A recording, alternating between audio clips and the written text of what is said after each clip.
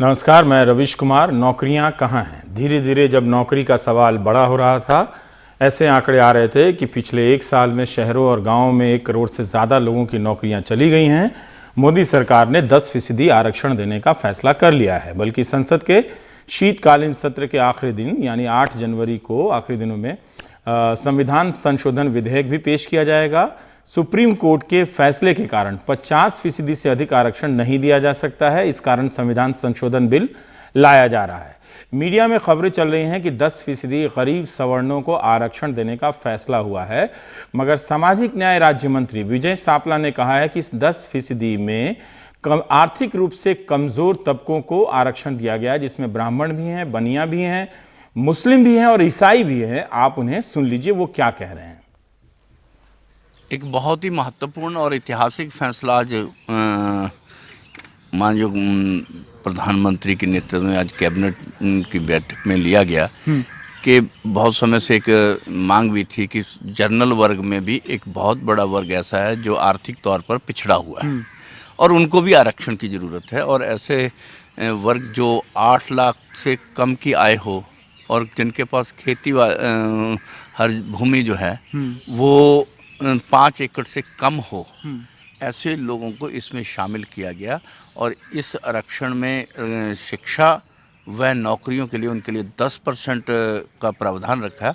और ये 10% जो पहले 50% की कंडीशन थी कि जिसमें अनुसूचित जाति और ओबीसी के लोगों को, पिछड़ा वर्ग के लोगों को इसमें शामिल किया गया था। हाँ। ये उसके अतिरिक्त 10% होगा। भाव हम कह सकते हैं कि ये 60% तक आरक्षण की आएगी, क्योंकि ये जनरल कैटेगरी का होगा। सुप्रीम कोर्ट की रूलिंग है कि 50% को क्रॉस नहीं करना चाहिए टोटल रिजर्वेशन, लेकिन इससे तो 50% क्रॉस कर जाएगा। वो जनरल समाज का ही हिस्सा है। हाँ। और उसमें से जो वीकर सेक्शन है, हाँ, उनको लाया जा रहा है। इसमें कहीं जो पहले, इसको दूसरी दृष्टि से भी देखना चाहिए कि जो 40% जनरल समाज का ही था, जो 50% उसी में से उनका हिस्सा है। अच्छा। तो इसको जनरल समाज की तरह ही देखना चाहिए, मगर ये देखना चाहिए कि जो पहले एक डिमांड थी कि उसमें उनकी ज़रूरत को पूरा करने का ये काम किया। क्या वाकई मोदी सरकार ईसाई और मुसलमानों के गरीब लोगों को भी इस 10% में जगह देने जा रही है? तो फिर मीडिया में यही क्यों चल रहा है कि गरीब संवर्णों को 10% आरक्षण दिया जा रहा है? ईसाई और मुसलमानों के आरक्षण पर क्या बीजेपी ने अपना राजनीतिक स्टैंड बदल लिया है? कहा जा सकता है कि ये आर्थिक आधार पर है, लेकिन आर्थिक आधार पर ही तो मुसलमान आरक्षण मांग रहे थे, तो कहा जाता था कि ये धार्मिक आधार पर रिजर्वेशन दिया जा रहा है। यह कब हुआ? क्या इसी के साथ आरएसएस ने भी मुस्लिम आरक्षण को लेकर अपना स्टैंड बदल दिया है? क्योंकि बीजेपी और संघ मुसलमानों को आरक्षण का लाभ दिए जाने का विरोध करते रहे हैं। आपको उनके अनगिनत लेख मिल जाएंगे, भाषण मिल जाएंगे। रविवार को बीजेपी जब अनुसूचित जाति के लिए भीम महाभोज का आयोजन कर रही थी, 5000 किलो खिचड़ी पका रही थी। शायद आयोजकों को भी अंदाजा नहीं होगा कि खिचड़ी कहीं और कुछ और पक रही है। SC/ST एक्ट में संशोधन को लेकर नाराज सवर्णों के कारण मध्य प्रदेश और राजस्थान में बीजेपी हार गई। इस हार में अनुसूचित जाति और जनजाति की नाराजगी भी शामिल थी, मगर दिल्ली के मीडिया के विश्लेषणों में इसी बात को प्रमुखता से उभारा गया कि सवर्ण नाराज थे। लेकिन देखिए, तो उनका साथ नहीं मिलता अनुसूचित जाति जनजाति का। तो 2013 के विधानसभा और 2014 के लोकसभा चुनाव में बीजेपी को प्रचंड सफलता नहीं मिलती। बीजेपी समझ गई कि अनुसूचित जाति का मतदाता उससे खिसक रहा है। भीमा कोरेगांव, ऊना और रोहित वेमुला प्रसंगों को राष्ट्रवाद से ढकने का प्रयास सफल होता नहीं दिखा। इसलिए नागपुर से कढ़ाई मंगाकर खिचड़ी बनाई गई। पहली बार बीजेपी ने अनुसूचित जाति के लोगों को बुलाकर सार्वजनिक रूप से खिलाया, वरना इसके पहले अमित शाह सहित उसके नेता कई महीनों तक अनुसूचित जाति के कार्यकर्ता और मतदाता के घर जाकर भोजन करते रहे। भोजन के तुरंत बाद फोटो ट्वीट करते रहे। यही नहीं, 2016 के उज्जैन कुंभ का विवाद याद कीजिए। अमित शाह और शिवराज सिंह चौहान वाल्मीकि घाट पर अनुसूचित जाति के साधुओं के साथ स्नान करने पहुंच गए। इसका नाम समरसता स्नान दिया गया था। रविवार को खिचड़ी खिलाकर सोमवार को मोदी सरकार का फैसला करती है कि गरीब सवर्णों, आर्थिक रूप से कमजोर तबकों, और बताती है कि उसमें सवर्ण भी हैं, ईसाई भी हैं, मुसलमान हैं, उनको 10% का आरक्षण दिया जाएगा। 1990 के साल में जब वीपी सिंह लेफ्ट और राइट की खींचातानी में फंसे थे, देवीलाल की चुनौती का सामना कर रहे थे, तब उन्होंने अगस्त 1990 में मंडल आयोग के सुझावों का स्वीकार कर लिया और लाल किले से ऐलान कर दिया। इसकी काट खोजने के लिए आडवाणी राम मंदिर बनाने के लिए रथ यात्रा पर निकले। नवंबर 92 में सुप्रीम कोर्ट ने फैसला दे दिया कि ओबीसी आरक्षण सही है, 50% से ज्यादा नहीं होना चाहिए। 6 दिसंबर 1992 को बाबरी मस्जिद गिरा दी जाती है। यह उस समय के हिंदुस्तान की तस्वीर है। उसके बाद दंगे होते हैं, कई लोग मारे जाते हैं। उस वक्त भी मंडल की बहस ने कमंडल की बहस को पीछे धकेल दिया था। रिजर्वेशन की बहस में इतना पावर तो है, और बीजेपी को बाबरी मस्जिद ढहाए जाने की राजनीति का कोई लाभ नहीं मिला, क्योंकि उसके बाद हुए चुनाव में यूपी सहित कई राज्यों में बीजेपी हार गई। तब से बीजेपी चुनाव में राम मंदिर के नाम से किनारा करने लगी और कहने लगी कोर्ट के फैसले का इंतजार करेंगे। इस वक्त संघ के घटकों से राम मंदिर को लेकर फिर से दबाव बढ़ाया जा रहा है। क्या मोदी राम मंदिर के दबाव की काट में वीपी सिंह की तरह कदम उठा रहे हैं, या फिर वो आरक्षण और राम मंदिर दोनों के सवाल को एक साथ साधने का कोई प्रयास कर रहे हैं? क्या उनके इस फैसले से आरक्षण विरोध अब बंद हो जाएगा? आरक्षण विरोधी अब आरक्षण की तारीफ करने लगेंगे? ये हो जाए तो बहुत अच्छा होगा। आप प्रधानमंत्री के तमाम भाषणों को याद कीजिए। कभी आपको याद आता है कि उन्होंने गरीब आर्थिक रूप से कमजोर तबके को 10% आरक्षण देने की बात प्रमुखता से कही हो, उसे एजेंडा बनाया हो? 5 साल तक विकास करते रहने वाले मोदी आखिर में क्यों आरक्षण पर दांव लगाना चाहते हैं? व्हाट्सएप यूनिवर्सिटी के जरिए इस बात को फैलाया गया कि आरक्षण गलत है। ऐसा हम लोगों को भी ट्रोल किया जाता था और ऐसा झांसा दिया जा रहा था कि आरक्षण अब समाप्त होने वाला है। धीरे धीरे छवि बनी कि भाजपा और संघ आरक्षण समाप्त करने वाले हैं। यह बात उनके राजनीतिक विरोध में भी आ गया। अब वे इस छवि के ट्रैप में फंस गए। नुकसान रोकने के लिए आरक्षण का समर्थन करने लगे। आरक्षण समाप्त करने की बहस अब आरक्षण लागू करने की बहस में बदल जाएगी, और अधिक आरक्षण लागू करने में। भाजपा समर्थक आरक्षण विरोधियों को व्हाट्सएप का मैसेज डिलीट करना पड़ेगा। जो बीजेपी के सपोर्टर हैं, जो दिन रात रिजर्वेशन के खिलाफ मैसेज भेजते हैं, उनको पुराना मैसेज डिलीट करके अब नया मैसेज फॉरवर्ड करना पड़ेगा। बिहार चुनाव के समय संघ प्रमुख को मोहन भागवत को भी कहना पड़ा कि आरक्षण समाप्त नहीं होगा। शिवराज सिंह चौहान ने तो कहा कोई माई का लाल समाप्त नहीं कर सकता। मार्च 2016 में पीएम मोदी ने दिल्ली में अंबेडकर मेमोरियल लेक्चर में आरक्षण और उनकी सरकार को लेके उठने वाले सवालों का जवाब दिया था। आप सुनिए। अब ये भाजपा वाले आ गए हैं, अब आपका आरक्षण जाएगा। वाजपेयी जी की सरकार रही, 2 टर्म रही, लेकिन खरोच तक नहीं आने दी थी, फिर भी झूठ चलाया गया। मध्य प्रदेश में सालों से भारतीय जनता पार्टी राज कर रही है। गुजरात में, महाराष्ट्र में, पंजाब में, हरियाणा में, उत्तर प्रदेश में, अनेक राज्यों में हम जिस विचार को लेकर के निकले हैं, उस विचार वालों को सरकार चलाने का अवसर मिला, 2/3 बहुमत से अवसर मिला, लेकिन कभी भी दलित, पीड़ित, शोषित, ट्राइबल, उनके आरक्षण को खरोच तक नहीं आने दी है। फिर भी झूठ चलाया जा रहा है। मैं जब हिंदू मेल के कार्यक्रम के लिए गया था, चैत्य भूमि के पुनर्निर्माण के शिलान्यास के लिए गया था, उस समय मैंने कहा था, खुद बाबा साहब आंबेडकर भी आकर के आपका ये हक नहीं छीन सकते। देखिए, पिछले साल तेलंगाना में केसीआर की पार्टी ने मुसलमानों को 12% आरक्षण देने का बिल पास किया। अमित शाह ने उसका विरोध किया जबरदस्त तरीके से। चंद्रशेखर राव जी ने ओवैसी के दबाव में आकर धर्म के आधार पर आरक्षण देने का बिल लाया है। और मित्रों, मुस्लिम आरक्षण का जो बिल लाया है, वो हमारे दलित भाइयों, आदिवासी भाइयों और ओबीसी भाइयों के खिलाफ, क्योंकि 50% सीमा सुप्रीम कोर्ट ने तय करी है। इससे ज्यादा रिजर्वेशन बढ़ नहीं सकता। अगर 12% माइनॉरिटी को देना है तो किसका काट कर दोगे? दलितों का, आदिवासियों का, ओबीसी का, किसका काटोगे?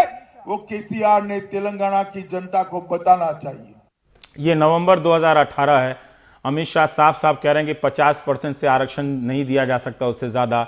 2017 के गुजरात चुनाव में भी यही बात कही जाती है। जनवरी 2019 में अब अमित शाह को कहना पड़ेगा कि 50% से अधिक रिजर्वेशन दिया जा सकता है और उनकी सरकार ऐसा करने जा रही है। इसके पहले 99 में नरसिम्हा राव सरकार ने भी गरीब सवर्णों को आरक्षण देने की बात कही थी, जिसे सुप्रीम कोर्ट ने असंवैधानिक घोषित कर दिया।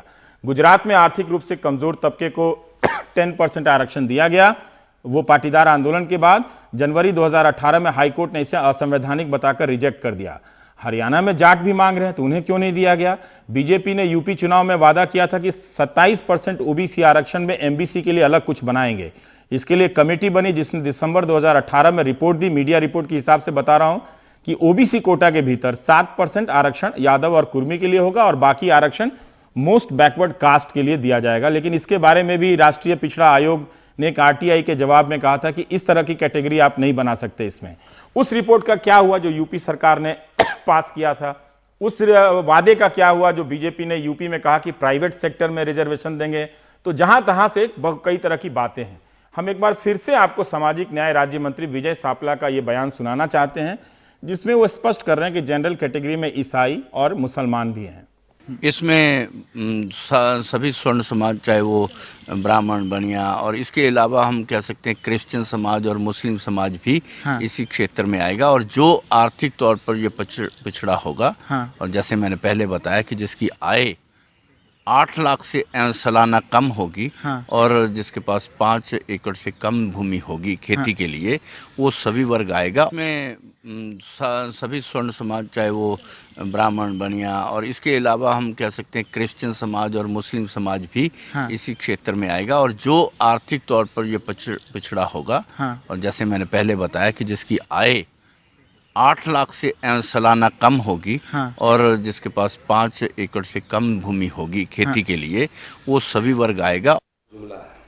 तो इस बात से आरएसएस सहमत होगा। मोहन भागवत ने आरक्षण के लाभों की सामाजिक समीक्षा की बात कही थी, मगर उन्होंने भी जनरल कास्ट, ईसाई और मुसलमानों के आर्थिक रूप से कमजोर तबके को 10% रिजर्वेशन का आइडिया नहीं दिया था। जैसा कि सापला साहब कह रहे हैं, सबको पता है कि सरकारी नौकरियां कम होती जा रही हैं। 2006 के साल से यूपीए के दौर में मीरा कुमार निजी क्षेत्र में आरक्षण का प्रयास करती रही, बातें ही होती रही, हुआ कुछ नहीं।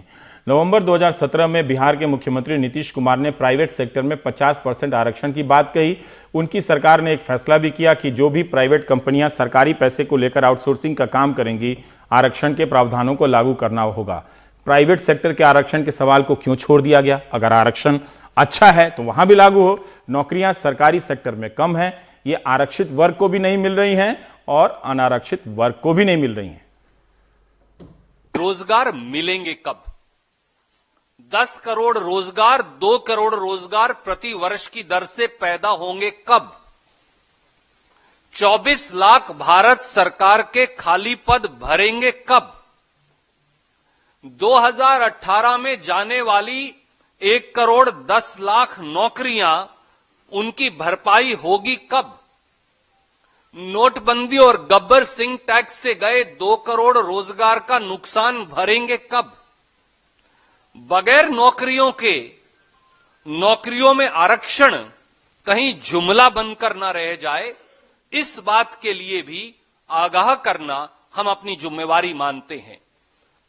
गरीबों के हक में उठाए गए हर कदम का हम समर्थन करेंगे, पर देश के युवाओं की ओर से ये सवाल अवश्य पूछेंगे, रोजगार में आरक्षण तो दीजिए, पर रोजगार कब देंगे? मूलभूत सवाल ये है। 2012 में जाति की जनगणना का फैसला हुआ था, बहुत पैसा खर्च हुआ। 2015 में जब रिपोर्ट आई तो कास्ट सेंसस को जारी नहीं किया गया। इससे कौन डरा था? क्यों सार्वजनिक नहीं हुआ? आरक्षण की बहस ऐसे पूरी नहीं हो सकती। अगर ईमानदार बहस करनी है तो उस रिपोर्ट को भी सामने लाना चाहिए।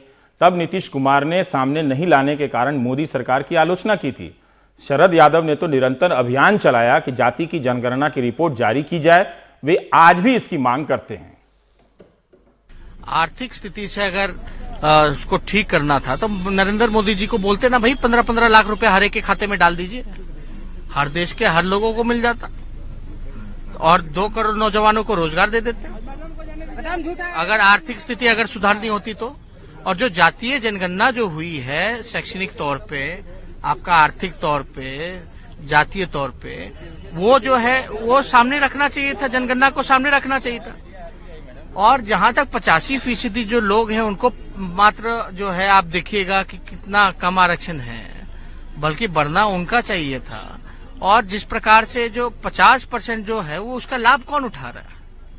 जो बाकी के जो 15% लोग हैं 50% लाभ कौन उठाने का काम कर रहे हैं? वही लोग उठाने का काम कर रहे हैं। रतनलाल, प्रोफेसर रतनलाल से हम बात करेंगे। हिंदू कॉलेज में पढ़ाते हैं, तो आज के इस फैसले से मेरिट जीत गया या रिजर्वेशन जीत गया? शुक्रिया रवि जी। और ये अनदर लीला है, इसको आप लीला है? हाँ, लीला है। अच्छा। और या मान के चलिए कि जो पॉलिटिकल डिस्परेशन है 5 राज्यों में चुनाव हारने के बाद, हाँ। और लोकसभा चुनाव सामने है, तो ये सरकार एक्चुअली जो मैनिफेस्टो 2014 में लाई थी उसको डिलीवर करने में कंप्लीटली फेल हो चुकी है। इसलिए तरह तरह की लीलाएं ये करती है सरकार। और डिमांड बहुत पहले से रहा। बीएसपी ने भी आर्थिक आधार पर आरक्षण की बात की। पॉलिटिकल पार्टीज की बात छोड़िए, मैं कॉन्स्टिट्यूशन पे बात करना चाहता हूँ कि क्या संविधान, अभी अमित शाह का आपने बाइट चलाया, अमित शाह वो ठीक ही कह रहे थे मुस्लिम रिजर्वेशन के बारे में, लेकिन इस समय जो उनकी पार्टी की ओर से आया है कि अपर का आर्थिक आधार पे होगा, तो और जुमलों की तरह ईसाई और मुसलमान भी हैं। सांपला जी का जो बयान, वो सब लीला, इसलिए मैंने पहले कह दिया लीला है। ये जनेऊ लीला भी इसको हम कहते हैं। कई बार आपको दिखाएगा कुछ और, होगा कुछ और। तो ये कर नहीं पाएंगे, ये हाउस में पास भी नहीं करवा पाएंगे। अगर हो भी जाएगा तो मैं दावे के साथ कह सकता हूं कि संविधान पीठ में जाके कहीं ना कहीं ये मामला लटकेगा। इसलिए इलेक्शन तक ये कुछ होना जाना नहीं, लेकिन दिखाना चाहते हैं। लेकिन एक स्टेप उन्होंने आगे बढ़ा दिया। अभी तक सबके मैनिफेस्टो में था, लेकिन मोदी कैबिनेट ने इस पर फैसला लिया और संसद के भीतर रख दिया। भले ये लागू नहीं होगा, जो अलग बात है, महिला आरक्षण बिल की तरह, लेकिन वहां तक तो पहुंचा दिया। ठीक है, लेकिन पहले बात समझिए, आरक्षण क्या है? आरक्षण जो है रिप्रेजेंटेशन का सवाल है, वो प्रतिनिधित्व है, गरीबी उन्मूलन प्रोग्राम नहीं है। पहले फंडामेंटल बात समझनी पड़ेगी। जैसे क्यों आप ऐसा कहते हैं? नहीं, ऐसा संविधान कहता है, मैं थोड़ी कह रहा हूं। रिप्रेजेंटेशन का क्वेश्चन है। गरीबी उन्मूलन के लिए कई तरह की योजनाएं सरकार की ऑलरेडी है, और चाहे तो और योजनाएं ला सकती है, किसी ने नहीं रोका है। ठीक। लेकिन आजादी के 70 साल बाद ओबीसी रिजर्वेशन 90 में लागू हुआ, यूनिवर्सिटी में 2007 में लागू हुआ, यूनिवर्सिटी में SC/ST रिजर्वेशन 97 में लागू हुआ, और बाकी सरकारी नौकरियों में पहले से है। ठीक। क्या ये सरकार ये आंकड़ा पेश कर सकती है कि सार्वजनिक संस्थाओं में, सरकारी संस्थाओं में रिजर्वेशन लागू हुआ है? अगर नहीं लागू हुआ है, मान लीजिए कि 50% के नीचे 25% ही है, तो 75% जो नौकरी में जो लोग हैं, क्या इस देश के मुसलमान खा रहे हैं या पाकिस्तान के मुसलमान खा रहे हैं? इस देश के सवर्ण ओवर रिप्रेजेंटेड है, हर जगह ओवर रिप्रेजेंटेड है। अभी प्रकाश जावड़ेकर साहब जो HRD मिनिस्टर हैं, उन्होंने कहा था कि जो सुप्रीम कोर्ट में यूनिवर्सिटी को लेके पूरा SLP डला हुआ, उन्होंने कहा था कि हम अध्यादेश लाएंगे 200 पॉइंट रोस्टर पे। क्या आपने अध्यादेश लाया? जिनका कॉन्स्टिट्यूशनल रिजर्वेशन था 70 साल में, आपने उनको पूरा नहीं किया।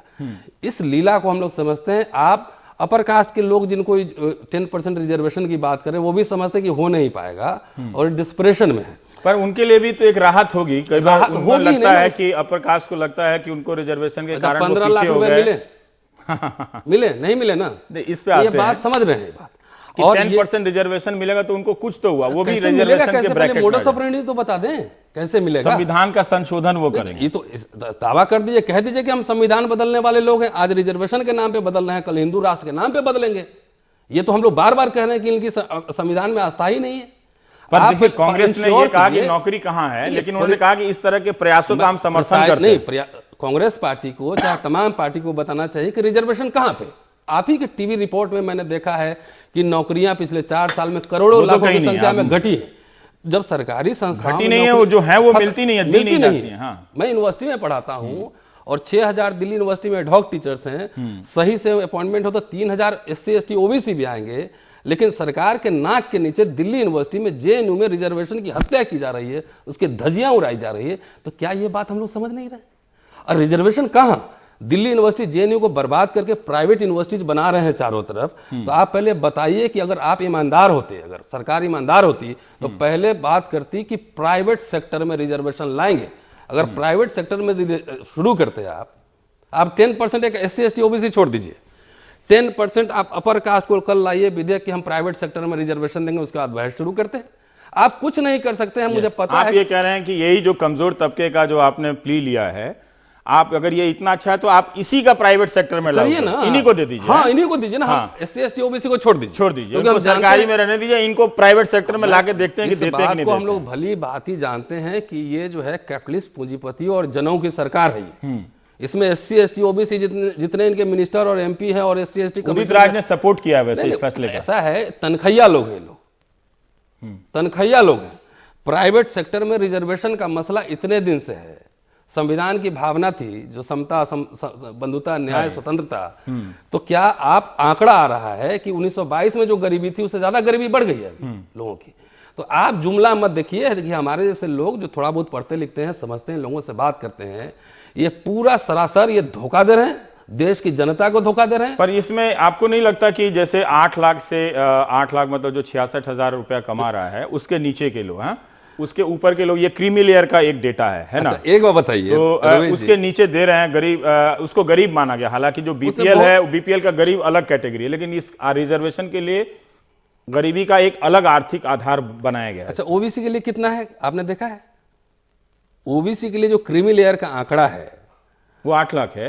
8 लाख नहीं, उससे कम ही है। हाँ। और दोनों क्राइटेरिया को कंपैरिजन कर लीजिए कि आप नया शगुफा छोड़े हैं, इससे बात बनेगी नहीं। बात बनेगी पार्लियामेंट में ऑल पॉलिटिकल पार्टीज। देखिए, हम लोग समाज सोशल एक्टिविस्ट हैं। आप फंडामेंटल क्वेश्चन ये है कि मैसिव जो प्राइवेटाइजेशन हो रहा है ऑल सेक्टर, आप हवाई जहाज बेच रहे हैं, रेल बेच रहे हैं, पार्लियामेंट के अंदर जो स्टाफ काम कर रहे हैं, क्लास 4 एम्प्लॉइज, सिक्योरिटी स्टाफ, सारा प्राइवेटाइजेशन कंपनी को दे रहे हैं। तो आप प्राइवेटाइजेशन पे बहस करेंगे कि नहीं करेंगे, ये सवाल है। नहीं, प्राइवेटाइजेशन में रिजर्वेशन के सवाल, रिप्रेजेंटेशन, अच्छा, reservation, representation both. Adani Ambani को और जितने इंडस्ट्रियलिस्ट हो उस देश के संविधान ने उनको कौन सा हक ऐसा दिया है कि उनके पास लाखों लाख करोड़ होंगे? 40% पॉपुलेशन जो है गरीबी रेखा के मेरिट है उनके पास। कौन सी मेरिट? आपकी मेरिट हम जानते हैं कौन सी मेरिट है वो मेरिट हम जानते हैं। आप बोलिए तो उनकी समीक्षा कर देंगे कि ये देखिए, आरक्षण जो है गरीबी उन्मूलन प्रोग्राम नहीं था, वो था रिप्रेजेंटेशन। पर जो गरीब है वो मांग रहे थे कि हमें इसी बहाने हमें नौकरी मिल जाए। कहां नौकरी है पहले ये तो बता दें। दिल्ली यूनिवर्सिटी में परमानेंट से ज्यादा एडहॉक टीचर पढ़ा रहा है, सारा कॉन्ट्रैक्चुअल हो रहा है। सारे देश के जितने, उसमें दोनों पीड़ित हैं, जो अपर कास्ट है सब पीड़ित है। अगर ईमानदार इस देश का अपर कास्ट भी हो तो उसको पहले ये आंदोलन चलाना चाहिए कि सरकारी संस्थाओं को बचाओ और हमें भी नौकरी दो। हम लोग जो बात कह रहे हैं वो बताइए, ये आप कह रहे हैं कि अपर कास्ट को भी सरकारी संस्थाओं को बचाने का आंदोलन करना चाहिए, तभी तो उसमें से उसको शेयर मिलेगा। आप प्राइवेट सेक्टर, आपका प्राइवेट सेक्टर में आप किसी को घुसने नहीं देते हैं। आप कैसे नौकरियां मिलती हैं हम जानते हैं। ये जो है सर्टिफिकेट देकर डिस्क्रिमिनेशन नहीं होता है। मैं तो आपको सैकड़ों एग्जांपल दे सकता हूं दिल्ली यूनिवर्सिटी से।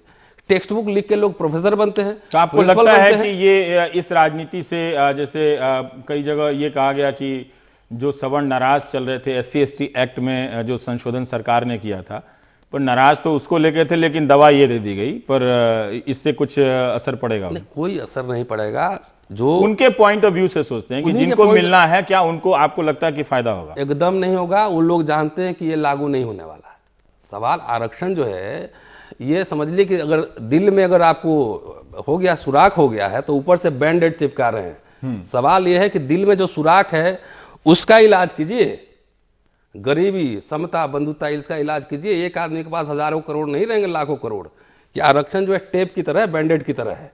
आप जो है फंडामेंटल जो स्ट्रक्चर है, जो सोशियो इकोनॉमिक स्ट्रक्चर है, उस पर सर्वांगीण पूरा नेशनल डिबेट होना चाहिए। सोशियो इकोनॉमिक सेंसस होना चाहिए। जात के हिसाब से किसके पास कितनी संपत्ति है, जमीन कितना है, कितने। कास्ट सेंसस जब वो आने वाला था तो आया नहीं। वो मैं जानना चाहता हूं उसके लेके क्यों डिमांड कर रहे थे आप लोग कि ये बाहर आना चाहिए? इसलिए बाहर आता तो आप क्या अलग जानते? इसलिए आना चाहिए कि आखिरकार देश की जनता को और दुनिया को ये तो पता लगे कि भारत में कितने % पॉपुलेशन में कितने, किस जाति के पास कितनी जमीन है, कितना संसाधन है, कितना सोना चांदी है, कितना पद प्रतिष्ठा है, कितने सेक्रेटरी हैं, कितने मिनिस्टर हैं, उसकी जागीर कितनी, ये पता तो लगे।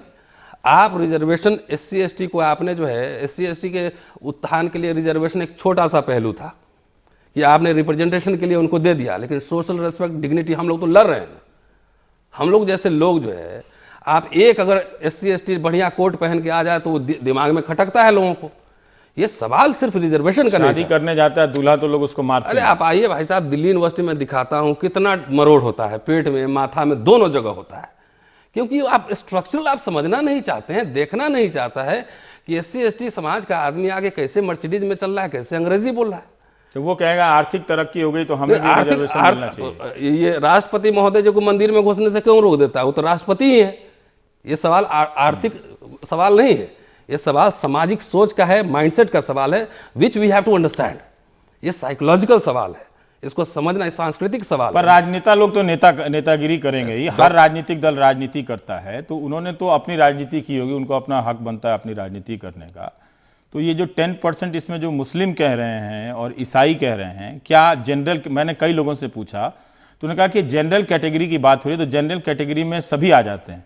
हालांकि मैं जिस जनरल कैटेगरी को आज तक जानता था उसमें अपर कास्ट आते थे। क्या आप इस तरह के जनरल कैटेगरी को जानते थे जिसमें ईसाई भी आते हैं और मुसलमान भी आते हैं? ऐसा है नहीं, मैं कई लोगों से पूछा, उन सब ने मुझे यही समझा दिया। ऐसा है, किताब तुम्हारा पन्ना हमारा। समझ गए? जनरल कैटेगरी में आ गए, लेकिन इंटरव्यू में आएंगे तो हम देखेंगे कि किसका टिकी कितना बड़ा है और किसका जनेऊ कितना बड़ा है। इंटरव्यू में बुला लेंगे लेकिन रखेंगे नहीं। अगर जनरल कैटेगरी में आज भी हैं तो इस देश अगर सरकार अगर ईमानदार है तो सारे विश्वविद्यालयों का, सारे संस्थाओं का सर्वेक्षण कराएं और ये बताएं कि कितने सेक्रेटरी, कितने वाइस चांसलर, कितने प्रोफेसर मुस्लिम हैं, कितने ईसाई हैं, कितने सिख हैं। आप ये कहेंगे कि आपको भी ले रहे हैं तो किताब तो आपका भी हो गया, लेकिन पन्ना उसमें का फाड़ लेंगे। जैसे 2011 के जो आप कह रहे हैं सोशियो इकोनॉमिक सेंसस के अनुसार जो सिर्फ 3.95 दलित परिवारों को ही सरकारी नौकरियां मिली हैं जी। तो अगर 70 साल में ये अगर रिकॉर्ड है तो अपर कास्ट या जिसको जनरल कह रहे हैं, जिसमें ईसाई और मुसलमान भी हैं, जब तक वो खंडन नहीं कर देते तब तक तो मैं सांपला जी के बयान को मानूंगा ही, है ना। तो उस प्रतिशत को हासिल करने में तो बहुत समय लग जाएगा। जाहिर है लगेगा, लेकिन जो बात करें ईसाई मुस्लिम का, मैं कह रहा हूं कि उसको वोट के पॉलिटिक्स में बोलें कि नहीं जनरल में आपको भी रख रहे हैं, लेकिन जब उनको नौकरी देना होगा तो डेलिबरेटली, कॉन्शियसली सारा सिलेक्शन कमेटी प्रोसीजर बायस्ड होकर बुला लेगा, उनको इंटरव्यू ले लेगा, लेकिन उनको रखेगा नहीं। आप दिल्ली यूनिवर्सिटी और JNU में, दिल्ली यूनिवर्सिटी में पर्टिकुलरली कर रहा हूं, देश का सबसे बड़ा विश्वविद्यालय, आप भी पढ़े हैं, हम भी पढ़े हैं। आप उठा के देखिए, जाकिर हुसैन कॉलेज में कुछ मुस्लिम मिल जाएंगे, हिंदू कॉलेज में आइए मैं दिखाता हूँ 2-3 मिल जाएंगे, KMC में पूरे यूनिवर्सिटी में रखता नहीं है भाई साहब, डेलिबरेटली हटाता है आपको। अगर दलित कोई मेरिट में आ रहा है तो क्या उसको जनरल पे रख लेगा? कितने इस देश में वाइस चांसलर बने हैं दलित और SC ST OBC कम्युनिटी के? VC उसके लिए थोड़ी है, VC तो बने हैं वो ब्रह्मा जी का वो करने के लिए, वाइस चांसलर नौकरी देने के लिए नहीं है। ब्रह्मा जी ने डायनासोर को खोजा, वो लीला हम लोग समझ रहे हैं और सरकार इसलिए परेशान भी है कि लीला, इसीलिए तरह तरह के जुमला फेंक रही है। ये कभी 10% आरक्षण गरीबी, आप समाजवादी व्यवस्था कर दीजिए ना, आप नेशनलाइज कीजिए अडानी अंबानी को, हम आपके साथ खड़े हैं। टाटा बिरला को नेशनलाइज कीजिए, सारे सेम एजुकेशन कर दीजिए, अस्पताल कर दीजिए, सब कर दीजिए ना, कोई रिजर्वेशन की जरूरत ही नहीं होगी। आपने अनइक्वल व्यवस्था बनाया और उसमें इक्वालिटी की बात कर रहे हैं, ये कैसे चलेगा? जो जड़ है उसको पहले खत्म करना है। तो रिजर्वेशन पे ये जो डिबेट है वो इतनी आसान डिबेट नहीं होती है, बहुत सारी चीजें अभी टेबल पर आएंगी। बिना उन चीजों को टेबल पर लाए आप आरक्षण पर बहस कर भी नहीं सकते। पर इसका एक फायदा होगा कि चुनाव में अगर ये टॉप पे चला गया तो फिर बाकी चीजें जो इश्यूज हैं वो गायब हो जाएंगी। अगर ये मान लीजिए रिमोट पॉसिबिलिटी लागू भी हो गया कि 10% आर्थिक आधार पर देंगे, तो मैं आपको दावे के साथ कह सकता हूं कि दबंग जातियों के दबंग लोग फर्जी सर्टिफिकेट बनाएंगे और जो गरीब जो सवर्ण है उसको नहीं मिलेगा वही खा जाएंगे। ठीक है, बहुत बहुत शुक्रिया रतनलाल हमसे बात करने के लिए। ब्रेक के बाद हम किसी और स्टोरी पे बात करेंगे।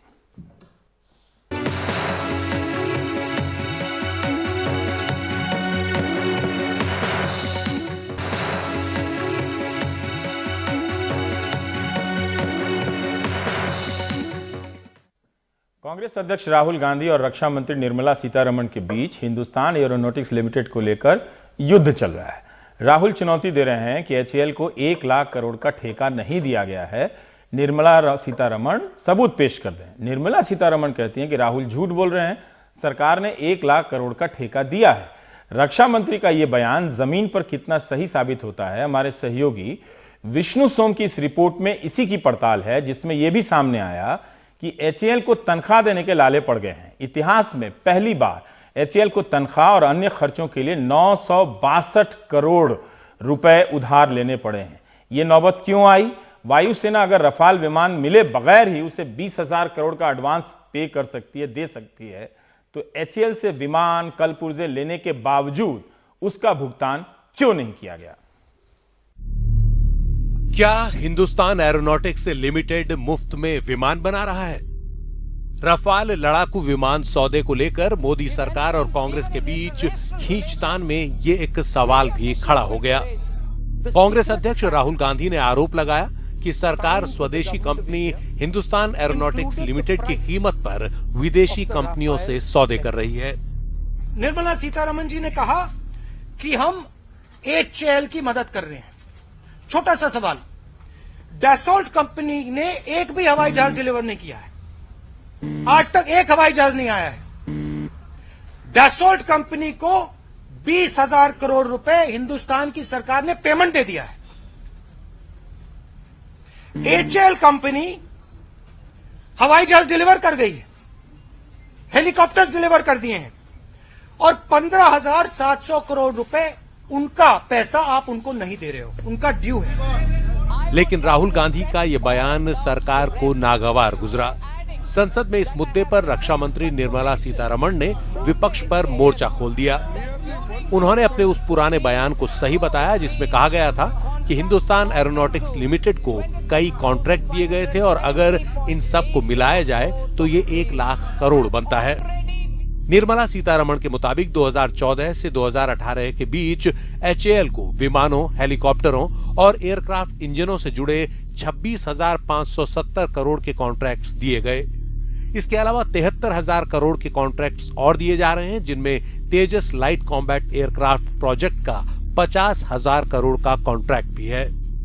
I would like to set all doubts to rest by adding that I have received confirmation from the HAL that during 2014 to 18, contracts amounting to 26,570.80 crores of rupees have already been signed with HAL, and orders approximately 73,000 crores of rupees are in the pipeline. रक्षा मंत्री के इस बयान को जस का तस मान भी लें तो भी हालत ये है कि सरकार की ओर से इन सौदों के वादे के बावजूद हिंदुस्तान एरोनॉटिक्स की वित्तीय हालत बहुत ही खराब है। उसे तनख्वाह तक देने के लिए उधार लेना पड़ा है। ये तथ्य हैरान करने वाला है क्योंकि हिंदुस्तान एरोनॉटिक्स लिमिटेड फायदे में रहने वाली सार्वजनिक कंपनी रही है। एचएएल के सूत्रों के मुताबिक इतिहास में पहली बार एचएएल को तनख्वाह और अन्य खर्चों के तुरंत भुगतान के लिए 962 करोड़ रुपए का ओवरड्राफ्ट लेना पड़ा है। मार्च में खत्म हो रहे इस वित्तीय साल के अंत तक भारतीय वायुसेना पर ही एचएएल का 18,000 करोड़ रुपए बकाया हो जाएगा।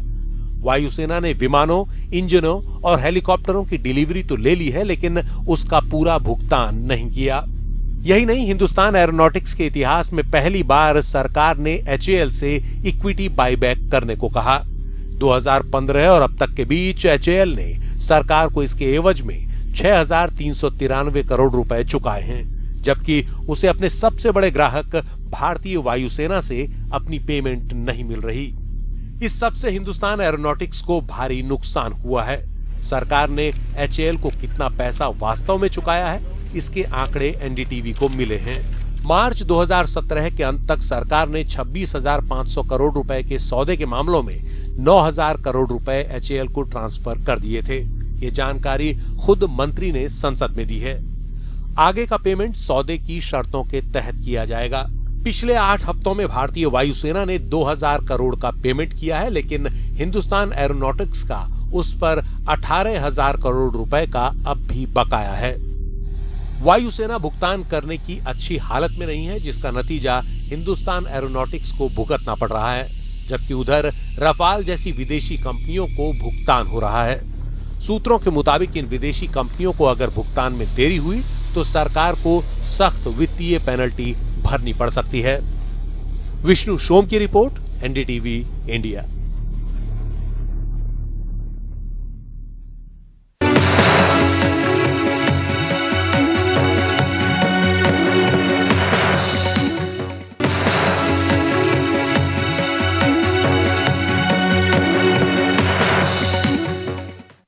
अब एक खबर उन लोगों के लिए जो ट्रेन पकड़ने के लिए आखिरी समय में भागते हैं।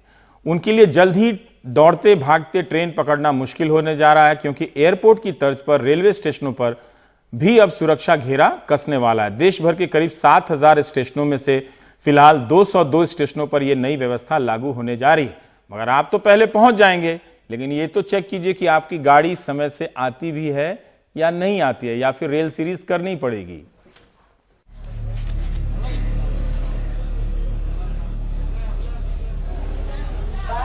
सुरक्षा का ख्याल रखते हुए रेलवे स्टेशन पूरी तरह से सील होंगे। बिना चेकिंग मुसाफिर दाखिल नहीं हो पाएंगे। सामान को स्कैनर से गुजारने के बाद ही प्लेटफॉर्म पर जाना मुमकिन होगा। जितनी भी एंट्री पॉइंट और एग्जिट पॉइंट्स हैं उनका मैपिंग किया जा रहा है। शुरुआत इसकी कुंभ में जो इलाहाबाद स्टेशन है हमारा, वहाँ से हुआ है, जहाँ पर कि अब हम इफेक्टिवली एक्सेस कंट्रोल कर पा रहे हैं। हुबली स्टेशन है हमारा साउथ वेस्टर्न रेलवे में, वहाँ भी जो है वो ये व्यवस्था लागू हो रही है। जिन एंट्री और एग्जिट पॉइंट की आवश्यकता नहीं है उनको परमानेंटली क्लोज किया जा रहा है। जिनकी कभी कभी आवश्यकता पड़ती है वहाँ पर जो है वो कोलैप्सिबल बैरियर लगाया जा रहा है। हालांकि दिल्ली और गाजियाबाद के स्टेशनों पर स्कैनर हैं, लेकिन लोगों के दाएं बाएं से निकल जाने की गुंजाइश भी है। नए फैसले के बाद ये सब रास्ते बंद हो जाएंगे। हालांकि नई व्यवस्था कब से लागू होगी ये साफ नहीं है, लेकिन इसके बाद लोग बिना सुरक्षा घेरा पार किए ट्रेन नहीं पकड़ पाएंगे। जान है तो जहां है। अब कोई बम लेके चला गया ट्रेन के अंदर तो हमारा भी जान का तो खतरा है। तो इससे तो ये बहुत अच्छी बात है। हम लोग को आदत है समय से पहले आने का सर, थोड़ा दूर से आते हैं ना तो समय से पहले आ जाते हैं। लेकिन ये हो जाएगा तो ठीक ही है। हाँ ठीक ही है सर, कोई दिक्कत तो है सुरक्षा को नहीं। हाँ जी सर। सुरक्षा से समझौता नहीं, लेकिन ट्रैक के जरिए रेलवे स्टेशन पर दाखिल होना भी कोई मुश्किल काम नहीं। लिहाजा रेलवे के सामने चुनौतियों का अंबार है, लेकिन चिंतन मंथन का दौर जारी है और सच भी है, सोच से ही शुरुआत भी होती है।